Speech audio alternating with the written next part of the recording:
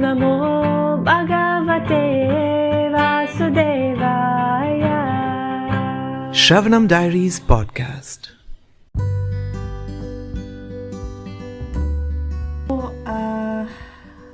What we're going to do the Saturday Q&A is that I'm going to go back to the question of Naman X Patel.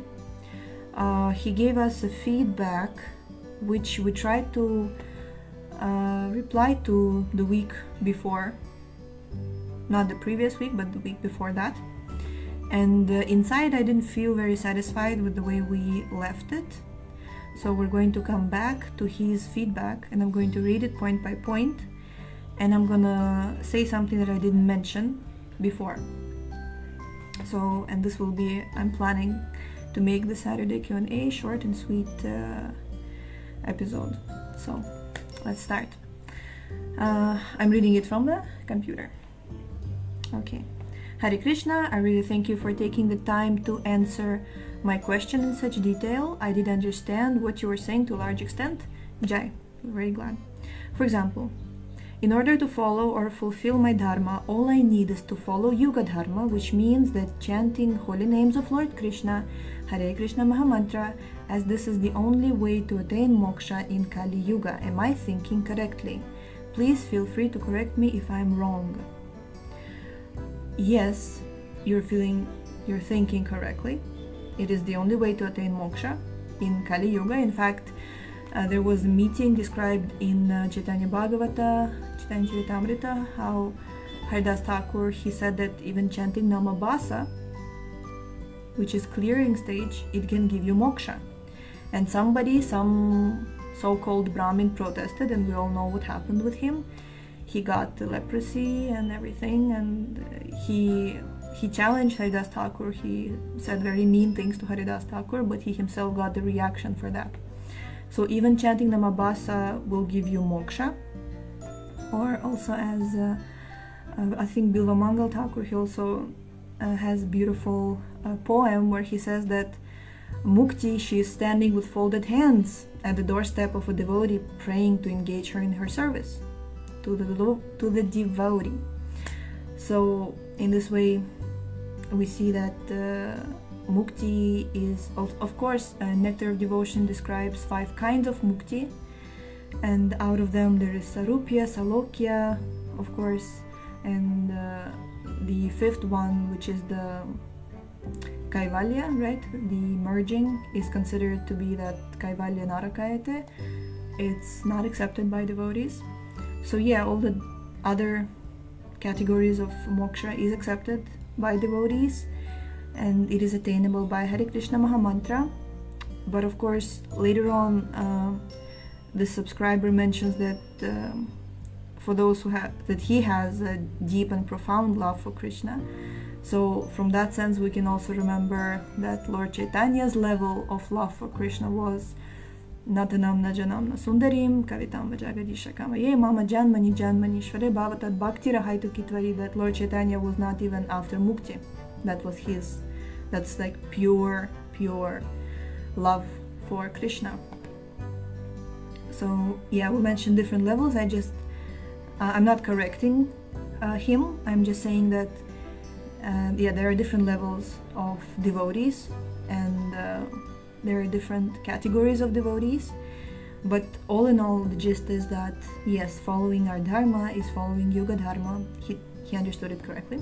I mean, I'm trying to explain it also properly. Yes, furthermore, I should also follow Varnashrama Dharma, which Vyasa describes in Krishna's Gita as the 4 varnas that identify a person based on his or her nature or karma, not lineage, caste, or family background. Is that right?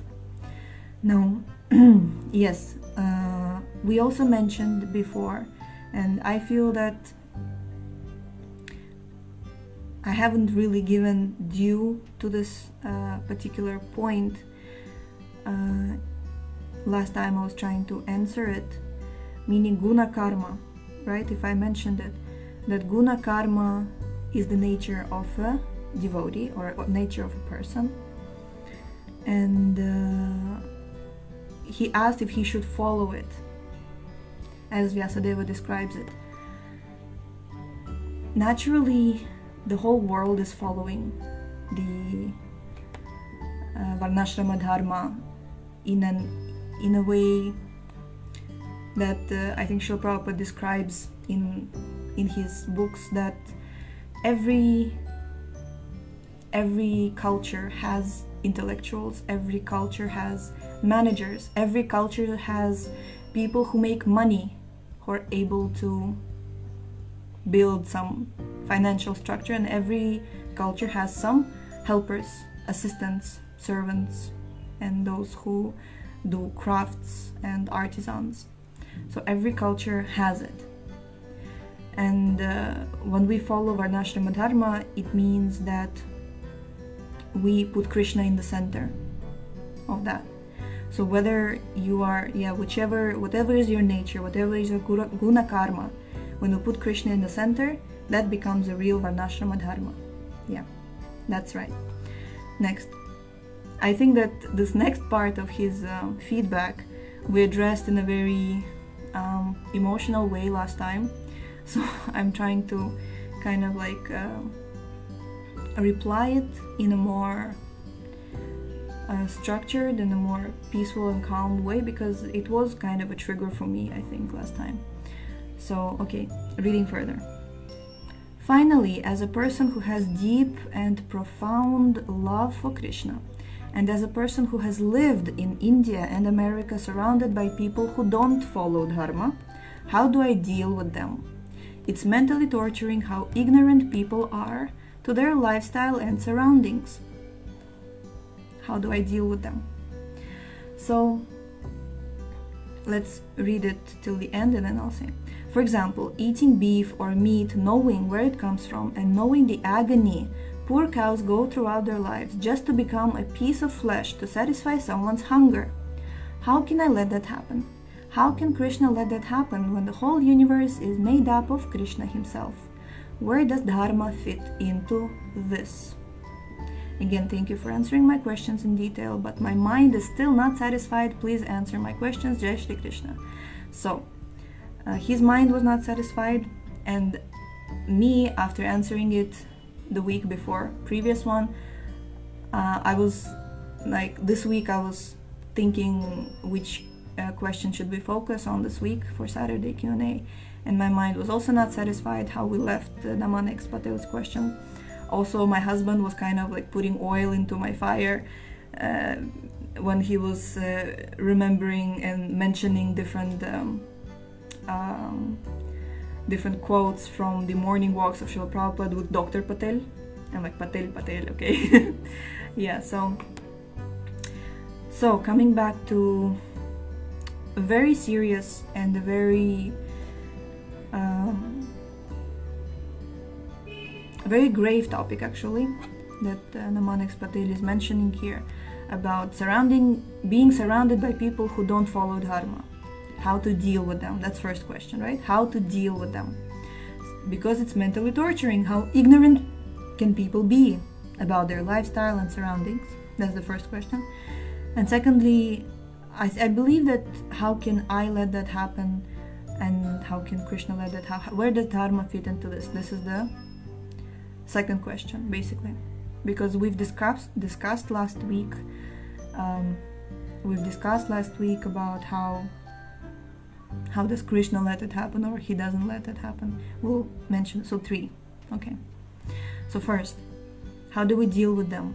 Of course, it's important for us to be able to discriminate and come to the platform of Madhyam Adhikaris, meaning Madhyam Adhikari devotees. They are able to discriminate between the devotees, and they make friends with devotees, especially in cities, living outside of Vaishnav communities, like I'm living in Vaishnav community in Sridham Mayapur. But I know for sure that for everybody who lives in the city or who lives outside India, you will always deal with people, worldly people. So in order to be able to deal with them in a proper way, we have to become Madhyam Adhikaris. Madhyam Adhikaris, they make friends with devotees. Hare Krishna. That was the scariest part about doing live on Instagram, that people will actually tune in. Okay, so being Madhyama Adhikaris means that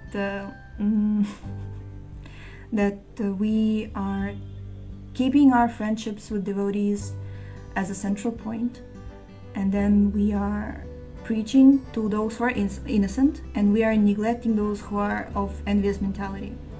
And I believe that living in the city, if you have strong relationship with devotees, it's always easier to do the other two. So the answer to the question is, how do I deal with them, is you learn from devotees who are able to do that already. That would be my number one advice. That there are devotees who are very expert in making friends. Like I know how my dad, he would be able to make friends with everybody. Like I would always say that he's like Suhridam Sarvabhutanam. That we're like in the embassy and we're just waiting for our line, and there is some Mataji in the sense that she's like a lady who's waiting for a passport, and my dad is striking conversation with her. And yeah, we know, like I know that she may not be vegetarian, she may not be she may not even know who are devotees and what is Krishna consciousness, but my dad is I should have brought water. My dad is able to just strike a conversation with her on a human level, and then just take it from there. And of course, the element of compassion is the most important when you know when it's mentally torturing for you to realize how ignorant people are about their lifestyle and surroundings and where they're going. So yeah, that's my first advice, is get some training from devotees about how to deal with and remain in that identity of a devotee, and meditate on Lord Chaitanya and Haridas Thakur and Nityananda Prabhu. This is where it comes with how can Krishna let it happen. Actually, in Chaitanya Bhagavata, it's described that when Advaita Acharya was praying for Mahaprabhu to descend, he was praying very, very heartfelt. He really wanted Mahaprabhu to come. And at one point he even said that, my Lord, if you don't come, I will kill everybody. I will manifest my form of, like, it was Advaita Acharya. He's Mahavishnu, right? And he's Sadashiva. So he was also,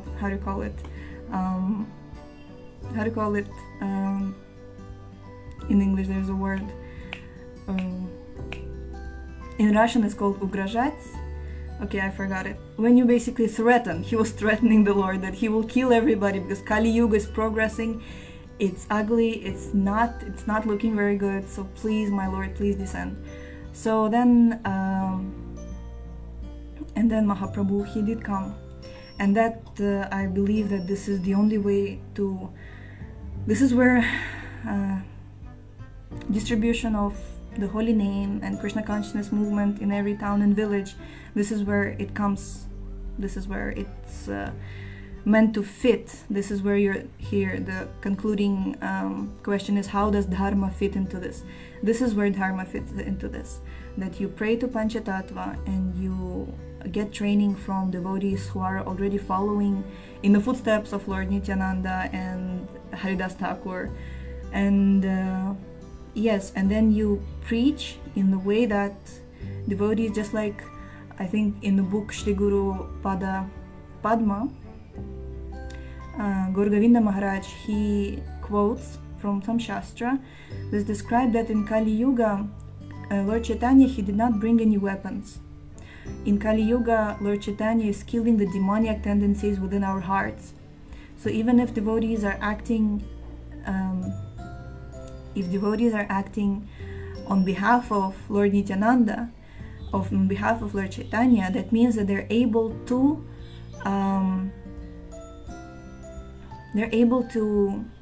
reach out to the hearts of others, and they're able to basically touch their hearts in the way that demoniac tendencies will be destroyed. And I don't know about America, like Naman X Patel mentions America, and I understand that it may be it's a huge country and everything, but I'm sure, I know actually, I follow a couple of devotees from America who are doing very successful preaching, and you can get inspiration from there.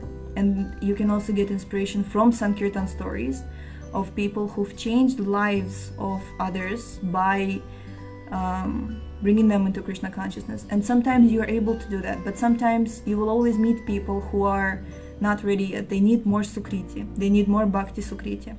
So then you can distribute prasadam, you can get them in touch with bhakti in some way or another. That's what my basic advice would be. Yeah, because other parts I've already mentioned before in the previous episode. So yeah, let me come in connection with myself if there is something that I would want to add to this. Yeah, I would really say that if I would not know like hundreds of stories of how devotees were able to touch other people's hearts, and like that story of transformation, and like from people who were eating meat, who were doing all sorts of illicit activities, and then they have met devotees and then their lives changed. And these stories are very, very inspiring, and they make you feel that you can also be an instrument in that way. And actually our dharma is to become instruments in the hands of Mahaprabhu and Lord Nityananda, in the hands of Guru and Gauranga. Yes. So, okay, now I feel more or less satisfied about answering this question of Naman X Patel. This will be it for our Saturday Q&A, and we will come back with the video live. It's the first time I'm doing video live on Shravanam Diaries podcast. Let's see how it goes. It makes sense that we're doing live on Instagram because YouTube is not yet developed, so we're going where our audience is. So, okay, Hare Krishna. We'll see you next week.